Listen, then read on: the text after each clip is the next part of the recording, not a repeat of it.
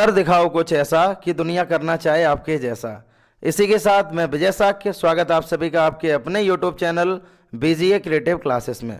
Today we will talk about the most important topic, polynomial. In this topic we will briefly discussion about the introduction of polynomial, and in this lecture we will going to about a discussing of exercise 2.2. now let's start exercise 2.2 हम लोग इस lecture में solve करेंगे। इससे पहले वाला जो lecture था वो पॉलिनोमियल का इंट्रोडक्शन वीडियो था, ठीक है। अब एक्सरसाइज 2.1 की अगर हम बात करें तो 2.1 एक्सरसाइज बहुत ही ज़्यादा आसान है, इसलिए उसका हम एक सेपरेट लेक्चर नहीं बनाएंगे, इसी में ही उसको हम समझाएंगे, ठीक है। तो 2.1 एक्सरसाइज में क्या दिया गया है, देखो अभी तक जिन स्टूडेंट को ये चीज़ नहीं समझ में आ रही हो तो इसको समझ लीजिएगा कि हम लोग एनसीईआरटी सिलेबस कंप्लीट करेंगे, क्योंकि हमें बोर्ड की प्रिपरेशन करनी है। तो 90% सिलेबस हमारा एनसीईआरटी से आता है, तो एनसीईआरटी को हम पहले कवर करेंगे। उसके बाद जब हमारे पास टाइम बचेगा तो हम काफ़ी सारे क्वेश्चंस को भी अटेम्प्ट करने वाले हैं, ठीक है। तो हम पहले 2.1 एक्सरसाइज के बारे में आपको बता दें। 2.1 एक्सरसाइज की अगर हम बात करें, जैसे देखो ये हमें दिया गया है, ये कोऑर्डिनेट प्लेन है जिसमें ये एक्स है, ये एक्स डैश, ये बाई है और ये बाई डैश। इस वाले पॉइंट को हम लोग बोलते हैं ऑरिजिन, जिसके कोऑर्डिनेट होते हैं 0,0। अब क्या दिया गया फर्स्ट क्वेश्चन में दिया गया y is the function of P x. समझो पहले इधर जो y है वो किसके इक्वल है, x के इक्वल है। यानी अगर हम बोले y की डायरेक्टली वैल्यू इस x के फंक्शन पर डिपेंड करेगी। अब इसी दौरान अगर कोई भी ग्राफ अगर इस कैटेगरी से अगर हम बना दें, इसमें मान लो ये हमने ग्राफ ड्रॉ कर दिया है। अब हमसे ये पूछा जाए कि मुझे ये बताओ what is the value of y, इस समय y की क्या वैल्यूज होंगी, या मैं ये बोलूं कि इस ग्राफ में इसके कितने सॉल्यूशन होंगे। भाई सॉल्यूशन से हम ये फाइंड आउट कर सकते हैं कि उस ग्राफ में उस वेरिएबल की कितनी वैल्यू होंगी। तो आप एक चीज देखिएगा, ये जो ग्राफ है ना वो किसका ग्राफ है, भाई x का ग्राफ दिया गया। y जो है भाई किसके इक्वल है, x के फंक्शन के इक्वल है। तो हमें सिर्फ क्या देखना है कि ये ग्राफ जो है वो x एक्सिस को कितने जगह पर कट करेगा। यानी दो, एक तो यहां पर भी कट कर रहा है, यहां पर भी कट कर रहा है और यहां पर भी कट कर रहा है। x को जितने जगह पर कट करेगा ना वही उसके सॉल्यूशन होंगे। जैसे यहां पर कितने जगह कट कर रहा है, 1 2 3, यानी कि हम यहां से लिख सकते हैं इस केस में इसके कितने सॉल्यूशन हो गए हैं, 3 सॉल्यूशन हो गए हैं। बहुत ही ज्यादा आसान है एक्सरसाइज 2.1, और उसका लेक्चर भी जो हम इसमें समझा रहे हैं ना, इस तरह से जितने भी क्वेश्चन आए आप आसानी से करते चले जाओगे। जैसे मान लो अगर हम यहां पर एक क्वेश्चन चेंज कर दें, यहां पर हमने ग्राफ अब दूसरा दे दिया। मान लो ग्राफ अगर हम इस कैटेगरी से बना दें, इस कैटेगरी से ग्राफ बना दिया, ठीक है ना। अब अगर हम देखें इस ग्राफ को और तुमसे ये बोल रहे हैं भाई कंडीशन तुम्हारे पास यही गिवन है, तो इसके number of solution find out करो। नंबर ऑफ सॉल्यूशन हम कैसे फाइंड आउट करेंगे, तो आपने बोला कि सर नंबर ऑफ सॉल्यूशन, भाई ये इसमें भी हम लोग ये चेक करेंगे ना कि एक्स एक्सिस को उसने कितने जगह पर कट किया है। तो देखो यहां पर केवल एक जगह कट किया है, ये थोड़ा सा ग्राफ थोड़ा अलग बन गया ना, लेकिन एक जगह पर कट किया। जब ये एक जगह पर कट करेगा ना तो इसका मतलब इसके भी कितने सॉल्यूशन होंगे, एक सॉल्यूशन होगा। अब इस ग्राफ के अकॉर्डिंग अगर हम यहां पर फंक्शन चेंज कर दें, हम ये लिखते हैं x is equal to P Y. अब जो हमारे पास जो x की वैल्यू है ना वो y के फंक्शन पर डिपेंड करेगी।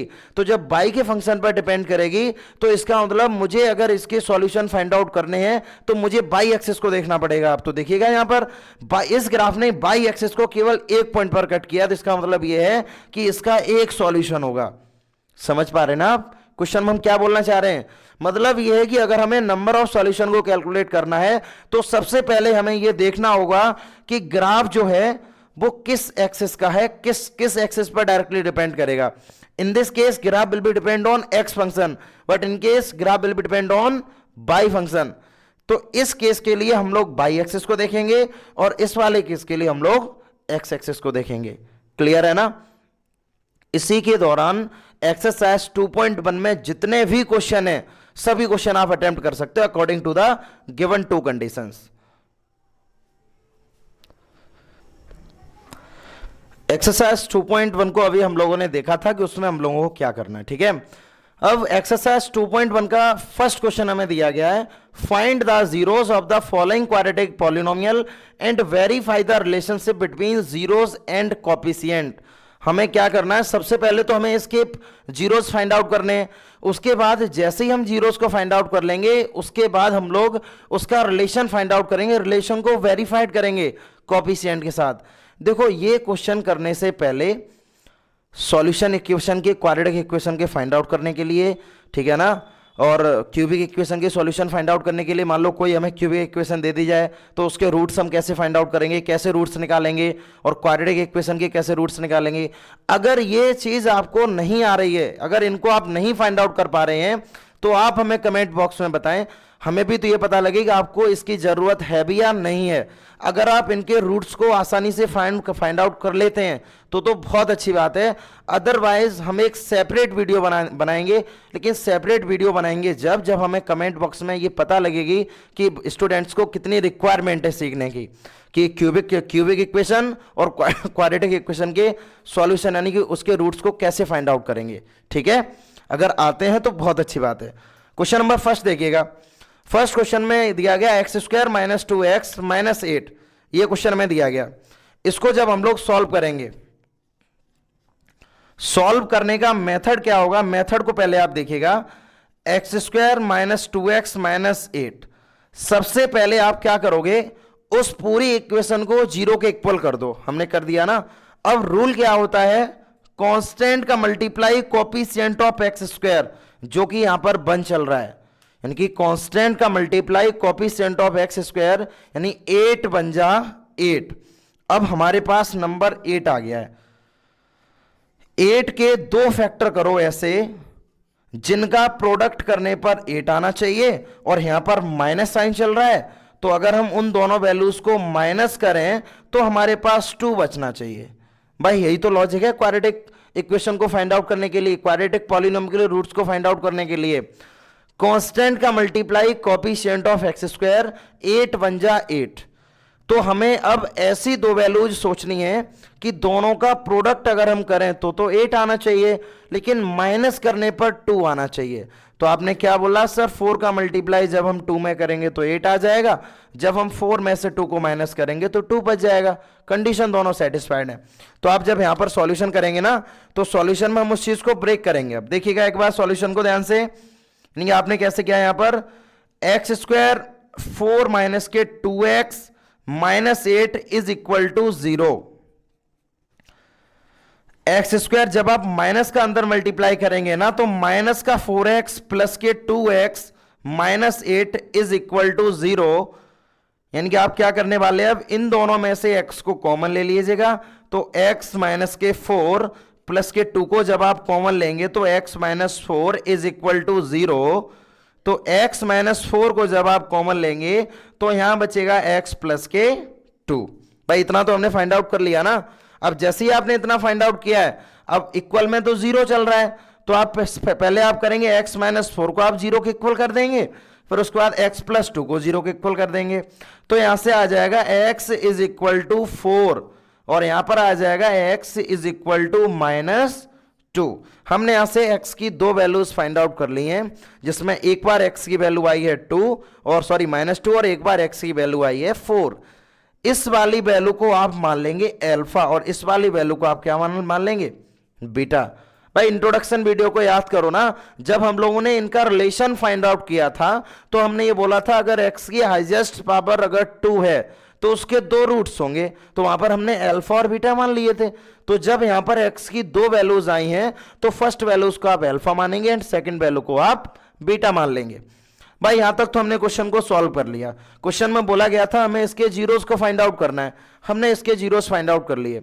अब क्वेश्चन क्या बोला जा रहा है कि हमें उसके रिलेशन को वेरीफाइड करना है जीरोस एंड कोएफिशिएंट, यानी जो भी हमें जीरोस दिए गए हैं ना, इन जीरोस को हमें वेरीफाइड करना है विद रेस्पेक्ट टू कोएफिशिएंट। तो भाई इसका भी हम लोगों ने फॉर्मूला पढ़ा था ना। फॉर्मूला क्या था भाई, फॉर्मूला एक बार देखिएगा, sum of roots. Sum of roots का मतलब होता है alpha plus beta. Alpha plus beta is equal to minus b upon a, जिसमें अल्फा की वैल्यू है 4 और बीटा की वैल्यू हमें दे दी गई है -2, is equal to minus b. B is the coefficient of x. Clear है ना भाई। जनरल इक्वेशन तो आप सभी को पता होनी चाहिए। स्टैंडर्ड फॉर्म क्वाड्रेटिक की क्या होती है, ax square plus bx plus c is equal to 0, जिसमें v is the coefficient of x and a is the coefficient of x square. तो यहां पर चल रहा है b, तो v is the coefficient of x। तो भाई यहां पर x का कोफिशिएंट कितना भाई बताओ, -2। कोफिशिएंट ध्यान देना, +2 लेके नहीं चलेंगे, क्योंकि जनरल इक्वेशन हमारी प्लस में ही होती है। अगर यहां पर माइनस साइन आ गया, इसका मतलब x का कोफिशिएंट अब यहां पर -2 चल रहा है, तो माइनस तो ये फॉर्मूले का -2 है कोफिशिएंट, और a is the coefficient of x square. In this case coefficient of x square is 1, तो आप यहां पर 1 लिख देंगे। तो फाइनली जो आपको रिजल्ट मिलने वाला है, तो मिलने वाला है 2 is equal to 2। First relation verified हो गया है, फर्स्ट रिलेशन को हमने प्रूव कर लिया है। एंड सेकंड रिलेशन क्या होता है भाई, सेकंड रिलेशन होता है सम प्रोडक्ट ऑफ रूट्स, यानी अल्फा बीटा। अल्फा बीटा का मतलब होता है c/a। तो अल्फा हमें दिया गया है यहां पर, अल्फा भाई कितना निकाला आपने 4, और बीटा दिया गया -2। जब आप इन दोनों का प्रोडक्ट करेंगे तो constant c is a constant, और कांस्टेंट यहां पर दिया गया -8, और a की वैल्यू 1, तो -8 इज इक्वल टू -8। यहां से आपने इस वाले रिलेशन को भी वेरीफाइड कर लिया, तो आप लिख दोगे हेंस वेरीफाइड।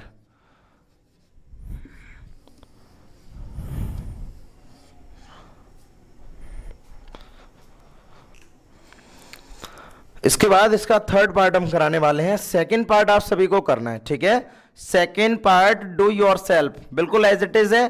थर्ड पार्ट को हम करा रहे हैं, थोड़ा सा रिअरेंजमेंट है सिर्फ, इसलिए इस वाले पार्ट को हम कराएंगे। इस वाले पार्ट को ध्यान से देखो। सबसे पहले हम इसके जीरोस फाइंड आउट करेंगे। जीरोस फाइंड आउट करने से पहले इक्वेशन को हम उसकी स्टैंडर्ड फॉर्म में अरेंज करेंगे। तो स्टैंडर्ड फॉर्म क्या होती है, ax square plus bx plus c is equal to 0। ये इसकी स्टैंडर्ड फॉर्म होती है, ठीक है ना। पहले इसमें चेंज करो इसको, पहले x स्क्वायर फिर x फिर कांस्टेंट, यानी कि 6x square minus 7x minus 3 is equal to 0। भाई आपने चेंज कर लिया। चेंज करने के बाद अब हम इसके रूट्स को फाइंड आउट करेंगे। तो रूट्स फाइंड आउट करने का मेथड क्या है ना, कांस्टेंट का multiply coefficient of x square, constant का multiply coefficient of x square, 6 3 जा 18। अब 18 के आप ऐसे फैक्टर करो कि मल्टीप्लाई करने पर ऐसे दो फैक्टर करो, मल्टीप्लाई करने पर 18 आना चाहिए, और यहां पर साइन चल रहा माइनस, तो माइनस करने पर 7 बचना चाहिए, ठीक है ना। ये चीज भाई जिसको भी नहीं समझ में आ रही है तो इसका हम सेपरेट लेक्चर, सेपरेट वीडियो भी बनाएंगे, ठीक है। Find out the solution of quadratic equation and cubic equation according to your requirement. अगर आप हमें कमेंट बॉक्स में बताएंगे तो इसका भी हम एक सेपरेट वीडियो बनाएंगे आपके लिए, ठीक है। तो क्या बोला गया हमें, जब हम इसके सॉल्यूशन को फाइंड आउट करेंगे तो कांस्टेंट का multiply coefficient of x square, 6 3 जा 18। अब 18 के ऐसे दो फैक्टर करो मल्टीप्लाई करके, तो 18 आना चाहिए। अब यहां पर साइन चल रहा माइनस, तो माइनस करने पर 7 आना चाहिए। तो आप क्या करेंगे, यहां पर मल्टीप्लाई कर दिया, 9 मल्टीप्लाई 2 दैट इज 18। जब आप 9 में से 2 को माइनस करेंगे तो वहां पर बचेगा 7, ठीक है। अब जो जितना आपने कर लिया अब इसको हम ब्रेक कर देंगे। 6x square minus 9 minus 2x minus 3 is equal to 0। 6x square minus 9x, minus का मल्टीप्लाई माइनस में जब आप करेंगे तो आ जाएगा प्लस। स्टार्टिंग के दो फैक्टर में से आपने 3x को कॉमन ले लिया, तो 2x माइनस के 3 प्लस के 1 को जब आप कॉमन लेंगे तो 2x माइनस 3, ठीक है भाई। +1 कॉमन लेने पर वैल्यू पर कोई भी इफेक्ट नहीं पड़ेगा। अब आप क्या करने वाले हैं, 2x माइनस 3 को आपने कॉमन लिया, तो यहां पर आ गया 3x plus 1 is equal to 0। अब दोनों ही फैक्टर को हम 0 से 0 के इक्वल कर देंगे, यानी 2x minus 3 is equal to 0, 3x plus 1 is equal to 0। तो 2x is equal to 3, x equal यहां पर आ जाएगा 3/2। 3x is equal to minus 1, x is equal to minus के 1/3। भाई जो प्रोसेस करना था हमने कर चुके हम प्रोसेस। अब भाई क्या करो, इसको आप मान लो अल्फा एंड इसको आप मान लेंगे बीटा, ठीक है ना। पहले क्वेश्चन क्या बोला गया था कि आप जीरोस फाइंड आउट करो, तो हमने इसके जीरोस फाइंड आउट कर लिए। अब क्वेश्चन क्या बोला गया, उन जीरोस को हमें वेरीफाइड करना है विद कोएफिशिएंट, भाई उसके रिलेशन से हमें उसको वेरीफाइड भी करना है। तो देखो यहां से अब आसान तरीका है इसके रिलेशनशिप को वेरीफाइड करने का। अकॉर्डिंग टू द क्वेश्चन, पहला रिलेशन होता है सम ऑफ रूट्स, यानी alpha plus beta is equal to minus के बी अपॉन ए। तो अल्फा में दिया गया 3/2 और बीटा हमें कितना दिया गया है, माइनस के 1/3। b is the coefficient of x, तो x का कोएफिशिएंट अभी यहां पर कितना है, -7। माइनस ऑलरेडी से चल रहा है ना, तो -7 हमने यहां पर और कर दिया है। अब उसके बाद यहां पर आ गया a, तो a is the coefficient of x², वो यहां पर चल रहा है 6। क्लियर है भाई। जब आप इनका एलसीएम लेके सॉल्व करेंगे तो 3 × 2 3 जा, -1 3 2 जा, माइनस माइनस यानी 7/6, 9 माइनस के 2/6 that is 7/6, 7/6 is equal to 7/6। First relation को हमने यहां से वेरीफाइड कर चुके हैं, ठीक है ना। अब सेकेंड रिलेशन हमारे पास है product of roots that is alpha multiply beta is equal to c/a। Alpha में दिया गया है, अल्फा कितना गिवन भाई हमें, अल्फा 3/2 और बीटा 1/3। तो आप क्या करने वाले हैं, अल्फा की वैल्यू आपने पुट कर दी 3/2 और बीटा आपने पुट कर दिया माइनस के 1/3। जब आप c का मल्टीप्लाई करेंगे तो c is a constant number जो यहां पर चल रहा है -3, तो -3/6 because a is the coefficient of x², और a यहां पर दिया गया है 6। 3 2 जा 6, 3 से 3 कट कर दिया, माइनस के 1/2, माइनस के 1/2। भाई सेकंड रिलेशन भी हमने वेरीफाइड कर लिया, और यही बोला गया था क्वेश्चन में कि उसके रिलेशन को भी वेरीफाइड करना है। तो आप यहां पर लिख देंगे हेंस वेरीफाइड, जो आपको करना था वेरीफाइड आप कर चुके, ठीक है। इसके बाद हम लोग क्वेश्चन 4 को और question number 4th and question number 5th दोनों को ही करने वाले हैं। 4th वाला क्वेश्चन दिया गया 4u² प्लस के 8u। देखो ये क्वेश्चन 4th है और ये वाला क्वेश्चन 5th है, इन दोनों को हम लोग सॉल्व करेंगे।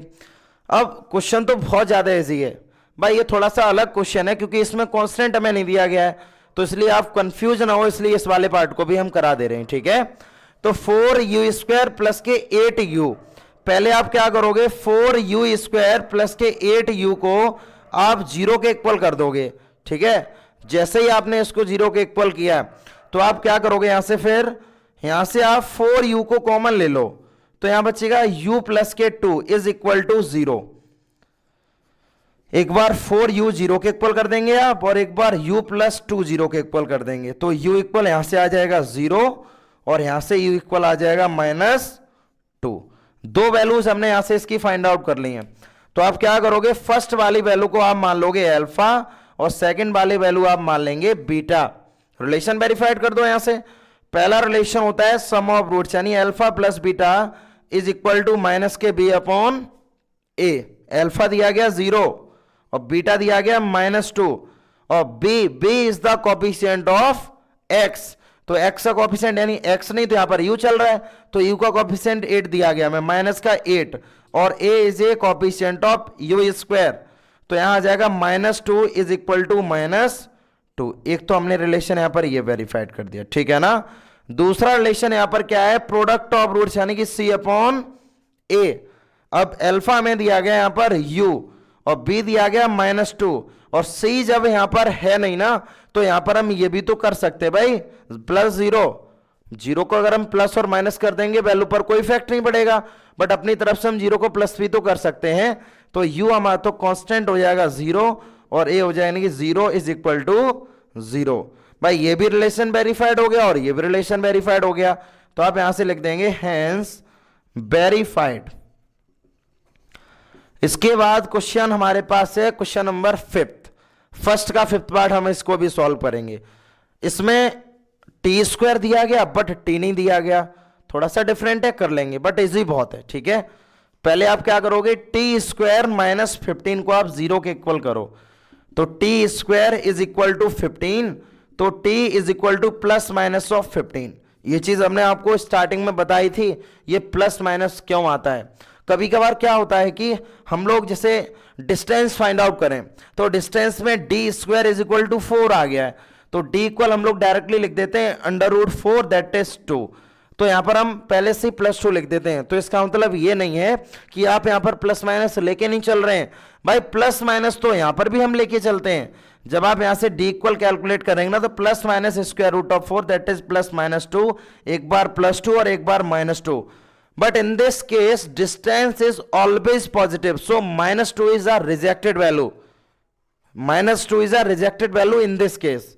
Clear है ना भाई, वैल्यूज हम दोनों लेके चलते हैं, और हम लोग डायरेक्टली डिस्टेंस जब भी हमें दिया जाता है ना, तो डायरेक्ट हम लोग पॉजिटिव वैल्यू लिख देते हैं। क्यों लिख देते हैं पॉजिटिव वैल्यू? क्योंकि हमें पता होता है कि डिस्टेंस कभी भी नेगेटिव नहीं हो सकता है, तो इसलिए यहां पर प्लस 2 लेके चलते हैं।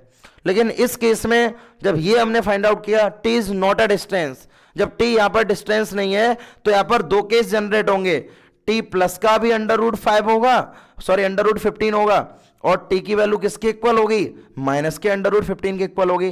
भाई दोनों केस जनरेट करो ना, क्योंकि टी हमने बोला तो नहीं ना ये डिस्टेंस है, जब डिस्टेंस नहीं है तो यहां पर दोनों केस जनरेट होंगे। जब दोनों केस जनरेट होंगे तो भाई देख लीजिएगा, इसको हमने मान लिया अल्फा एंड इसको आपने मान लिया बीटा। रिलेशन वेरीफाइड कर दो। पहला रिलेशन हमारे पास होता है according to the question, first relation is sum of roots, यानी कि alpha plus beta. Alpha plus beta is equal to minus b upon a. Alpha में दिया गया अंडर रूट 15 और ये दिया गया माइनस अंडर रूट 15, ठीक है ना। बी देखो भाई, बी इसमें गिवन है, v is the coefficient of x, but in case variable is t, so v is the coefficient of t. In this case t has no value, तो t अगर t की अगर कोई भी वैल्यूज नहीं है, कोई भी कोएफिशिएंट नहीं है, तो जीरो होगा वहां पर। तो आप यहां पर क्या बना लोगे? 0/1, तो ये भी आ जाएगा 0 और ये भी आ जाएगा 0। ठीक उसी तरह से सेकंड केस जनरेट करो। सेकंड केस हमारा होता है प्रोडक्ट ऑफ रूट्स, यानी कि c/a। अल्फा की वैल्यू इसमें गिवन है अंडर रूट 15 और माइनस का अंडर रूट 15, भाई देखो ना, उसके बाद यहां पर माइनस का अंडर रूट 15 वैल्यू, दो वैल्यूज गिवन है। सी हमारा एक कांस्टेंट नंबर है, तो दिया गया -15/1। अंडर रूट 15 का मल्टीप्लाई अंडर रूट 15 में करेंगे तो आ जाएगा माइनस का 15 is equal to -15, hence verified. Video को देखने से ही काम चलने वाला नहीं है भाई, वीडियो को सबसे पहले आप क्या करने वाले हो? वीडियो को देखो और नोट्स को भी तैयार करो, क्योंकि जब तक आप नोट्स तैयार नहीं करेंगे मैथ में बिल्कुल भी समझ में नहीं आने वाला है। जो चीज हम यहां पर आपको करके दिखा रहे हैं वो खुद से प्रैक्टिस करो। जितनी ज्यादा आप मैथ में प्रैक्टिस कर लेंगे उतना ही अच्छा मैथ आपका हो जाएगा, ठीक है। ध्यान से इस चीज को पहले नोट करो। अच्छा, तो अब हम लोग क्वेश्चन नंबर सेकंड की बात करेंगे। क्वेश्चन नंबर सेकंड में दिया गया है find a quadratic polynomial each with the given number as the sum and the product of its zeros respectively. भाई क्वेश्चन में क्या बोला गया? हमें क्वाड्रेटिक पॉलिनोमियल फाइंड आउट करना है। जो भी दो नंबर यहां पर गिवन है, एक sum of product sum of roots है और दूसरा प्रोडक्ट ऑफ रूट्स है। तो भाई देख लीजिएगा, दो नंबर हमें गिवन है। क्वेश्चन करने से पहले first part, second part, third and fourth, third part और फोर्थ पार्ट, ये दोनों पार्ट आपको करने हैं, ठीक है ना। डू योरसेल्फ, इन पार्ट्स को तो आपको करना ही करना है। ये जो पार्ट हमने बोर्ड पर मेंशन कर दिए हैं, इन्हीं पार्ट्स को समझाएंगे। बहुत ही ज्यादा इजी कंसेप्ट है, एक बार आप देख लीजिएगा।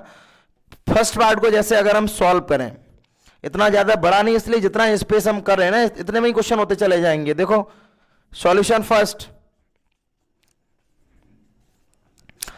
जो चीज यहां पर हमें गिवन है ना, पहला यहां पर दिया गया सम ऑफ रूट्स यानी कि 1/4 एंड प्रोडक्ट ऑफ रूट्स यानी कि -1। As we know that general formula of quadratic polynomial, general formula of quadratic polynomial क्या भाई होता? क्वाड्रेटिक पॉलिनोमियल का जनरल फॉर्मूला, जनरल फॉर्मूला हम लोगों ने पढ़ा था ना, जिसका डेरिवेशन भी हम लोगों ने देखा था। तो जनरल फॉर्मूला क्या होता है, x square minus sum of roots x plus के product of roots is equal to 0। भाई यही तो होता है। तो x square minus sum of roots पहले से ही दिया गया 1/4 और ये दिया गया -1 इज इक्वल टू 0। जैसे ही आप एलसीएम लेके इसको सॉल्व करेंगे तो 4x square minus x minus के 4 इज इक्वल टू 0। ये आपकी रिक्वायर्ड पॉलिनोमियल है जिसकी आपको जरूरत है। भाई आसान है ना क्वेश्चन करने में, डायरेक्टली हमने केवल वैल्यू पुट कर दी है। थोड़ी सी प्रॉब्लम आपको यहां आने वाली है कि हमने एलसीएम लेके इसको कैसे सॉल्व किया है। तो भाई देख लीजिएगा, इसके नीचे आप 1 मानेंगे ना तो एलसीएम 4 आएगा, फिर लास्ट में हमने क्रॉस मल्टीप्लाई कर दिया तो जब एलसीएम का मल्टीप्लाई 0 के साथ करेंगे 0 आ जाएगा। तो रिक्वायर्ड कंडीशन हमें मिल चुकी है। इसी के साथ ये वाला क्वेश्चन देखिएगा, सेकंड वाले क्वेश्चन में भी हमें यही दिया गया, सम ऑफ रूट्स हमें दिया गया √2 और प्रोडक्ट ऑफ रूट्स दिया गया 1/3। as we know that general formula of quadratic polynomial general formula क्या होता है, x square minus sum of roots x plus product of roots is equal to 0। X square minus sum of roots कितना दिया गया यहां पर, √2 plus product of roots यानी 1/3 is equal to 0। जैसे आप इनका क्रॉस मल्टीप्लाई करेंगे एलसीएम लेके तो एलसीएम इसका आ जाएगा 3, ये हो गया 3x square minus 3√2x plus 1 is equal to 0। Cross multiply कर दो तो सेपरेट इक्वेशन हमें मिल गई, 3x square 3√2x plus 1 is equal to 0। ठीक है, that is the required polynomial. ठीक है, इसके बाद हम लोग क्वेश्चन फिफ्थ वाला पार्ट भी हमें ऐसे ही देखना है। फिफ्थ वाला पार्ट और भी सरल है। फिफ्थ वाले पार्ट में हमें सम ऑफ रूट्स दिया गया माइनस के 1/4 एंड प्रोडक्ट ऑफ रूट्स हमें दिया गया 1/4। According to the question general formula देख लीजिएगा, general formula of quadratic polynomial.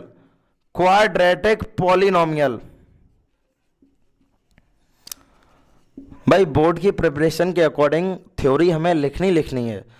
कुछ स्टूडेंट सोच रहे होंगे हम सर इसको डायरेक्ट भी तो कर सकते हैं। देखो अभी तक इतने क्वेश्चन हमने कराए हैं ना, सब में ही थ्योरी हमने लिखाई है, तो इससे आप सभी लोगों को ये समझ में आना चाहिए क्वेश्चन में थ्योरी मोस्ट इंपोर्टेंट है। ये तो आपको लिखनी आनी चाहिए।